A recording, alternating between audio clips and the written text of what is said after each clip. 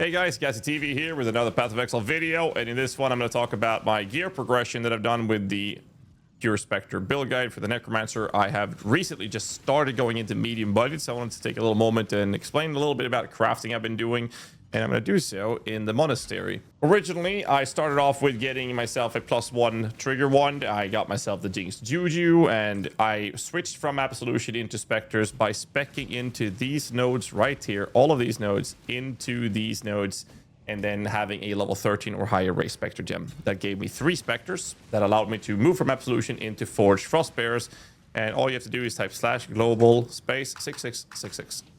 In that global channel, you just ask your Forged Frostbearers, and either myself or many others in our community will invite you. You go to their hideout, desecrate the corpses in their hideout, and you can summon the Spectres yourself. However, the transition later is to move into medium budget. Now, medium budget is quite a lot more expensive than the low budget. Now, there's a couple steps I did to start with this. First important step is get your race Spectre to level 25. That way you get 3 Spectres from the gem itself.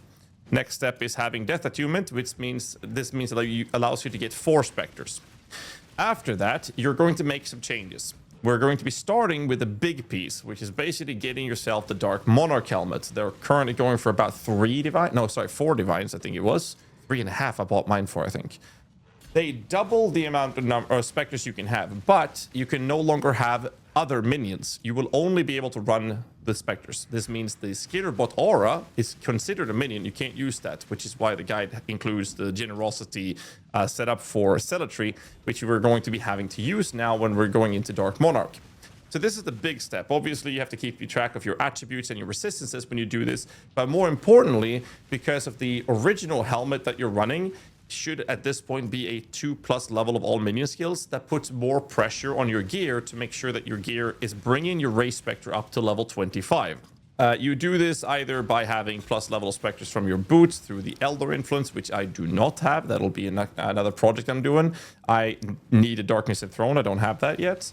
However, I got myself a +2 level of minion skill gem. Now you can craft these yourself by using 4 socket resonators and using a metallic fossil, a shuddering fossil, a corroded fossil, and a jagged fossil, or you can do a 3-socket resonator and get rid of the jagged fossil. However, this is quite expensive. You have a chance of 1 in 12 on average to hit +2 level of minion gems. But when that hits, the item has 6 modifiers and you have to annul. And if you accidentally, which is literally what I did just a couple of hours ago, lose the +2 and turns it into a +1, it's very frustrating. So it can be quite expensive, but they're not that expensive to buy in the market right now. I think they're going for about 4 to 5 divs, which is a lot cheaper than they have been in past leagues. But by having a +2, that allows me to put the Dark Monarchs. Basically, what I would recommend doing is get yourself a Dark Monarch when you transition to higher budgets, but only equip it if you can guarantee that your race Spectre gem remains at level 25. So that's I solved that with a +2 level of minion gems.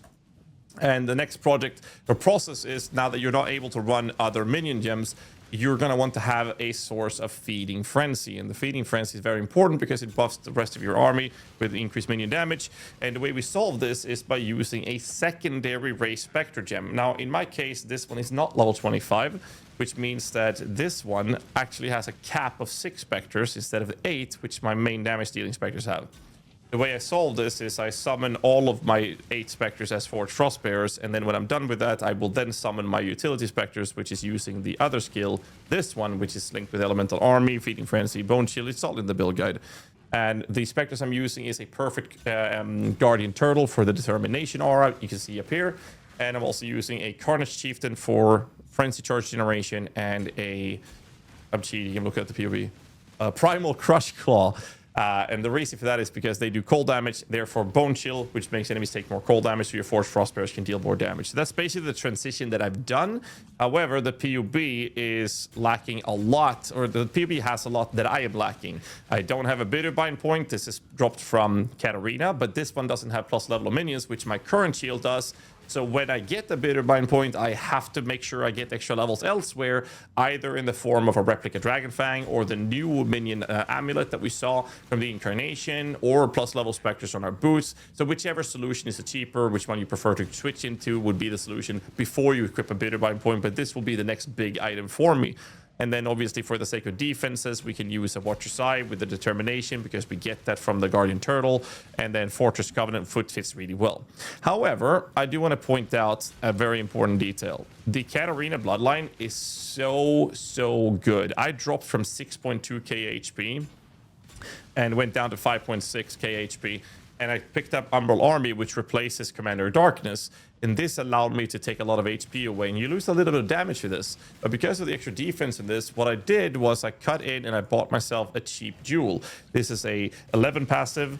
And it's a lower than item level 84 jewel with just some increased attack and cast speed. With renewal, you don't even need life here because the build is so ridiculously tanky. So I focus on having 2% increased attack and cast speed from my minions on like a 10 or 11 passive cluster jewel. And in here, you can put the Fortress Covenant if you decide to buy one. And this was a really big damage increase for the build together with the Dark Monarch. And as you can see, I only have 8 total Spectres. When I get myself a +1 Spectre Delve body armor that looks like this, they're going for quite a lot of currency right now. If I get one of these, it's not +1, it's +2 because of the Dark Monarch. So that goes from 5 Spectres to 7, and the bidder buying point would go from 7 up to 9 Spectres. So those will be my next project, or next focus on upgrades for this build. Obviously, I need to get some bone rings here and solve that because I'm kind of giga overcapped in resistances. I need to replace this. I'm still overcapped without this belt. I don't even need it. So I should put a Darkness and Throne to get some actual damage sources instead. So those are kind of like the processes that I'm going for in the coming day. And I'll probably make another update for this video on the character as I progress. But that's basically the state that my character is in right now. I've been having a lot of fun. I've been currently running some Katarina carries to help the community get some more bloodlines from Katarina. And that's about it. So I don't really have anything else to add. Just want to make a little update for you guys. Hit the like button, subscribe for more content, and I'll catch you guys in the next one. Stay safe and keep rocking.